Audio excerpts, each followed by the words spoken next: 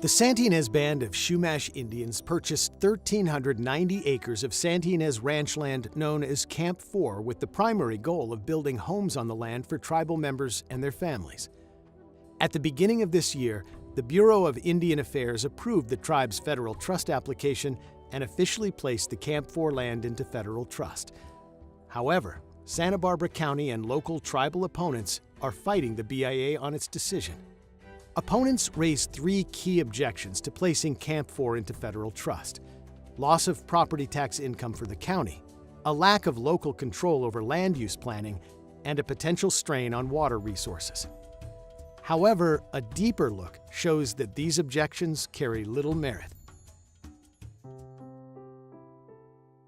These lands are under what's called a Williamson Act conservation easement, which means the property taxes are kept lower because it's in agriculture.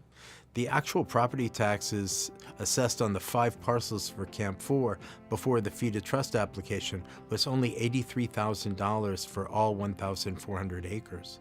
But the county would like to reassess the entire property at the highest possible rate in the valley and then assess all 143 houses as $10 million each. And using that math, the county believes they're owed hundreds of millions of dollars. And that's not reasonable under any scenario. Years ago, the tribe submitted a draft cooperative agreement to the Santa Barbara County Board of Supervisors, hoping to negotiate a payment in lieu of taxes for the Camp 4 property. The payment would more than make up for the loss of property tax and bring much assistance to county resources to the great benefit of its residents. However, for years the county refused to acknowledge the agreement or meet with the tribe to discuss this issue. Meetings have finally taken place, but to date, the county has still not accepted this offer.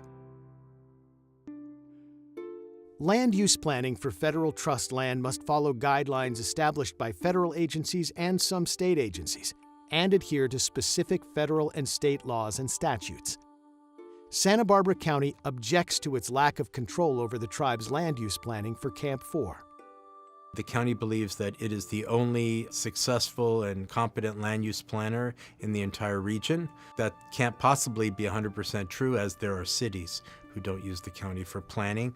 And you could easily think of the tribe as one of those cities who has taken over its own land use planning for the reservation and Camp 4. The plan for 143 one-acre homes compares favorably to the existing homes along the edge of the Camp 4 property. Camp 4 sits next to an existing housing subdivision called Rancho Santa Ynez Estates. Rancho Santa Ynez Estates has 135 units on 1,000 acres. Camp 4 is 143 units on 1,400 acres. It is less dense than its neighboring ranchettes. The neighboring ranchettes all have septic systems, all of which are failing. The tribe has pledged to use design controls to make sure that the housing on Camp 4 is comparable or better, and I believe better than all the neighboring housing.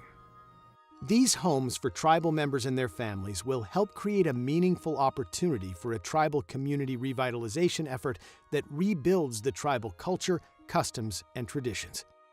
It would also be an integral part of accommodating current and future generations of Santa Ynez Chumash.